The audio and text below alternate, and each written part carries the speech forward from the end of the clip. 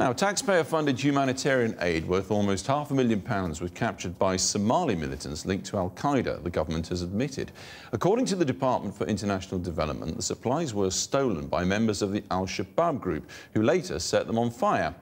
This comes at a difficult time for the government as they increasingly come under pressure to cut the foreign aid budget. It'll be £11 billion in 2015 and is the only item of spending which is increasing.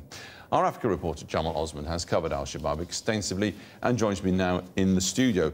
Well, no suggestion that Britain has ended up funding Al-Shabaab here. These guys just nicked it, didn't they? Yes, I mean, details of the incident were revealed in DFID's annual accounts, and it's thought to have happened between December 2011 and January 2012. I mean, DFID admits that Al-Shabaab seized the supplies, and it believes the warehouse was burned down later on.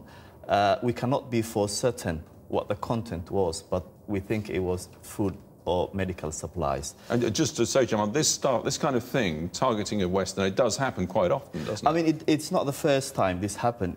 I mean, I have seen several times, and what Al-Shabaab generally argues is that their food aid or medical supply has expired, and we have a duty, they always say to me, to protect our people and our civilians.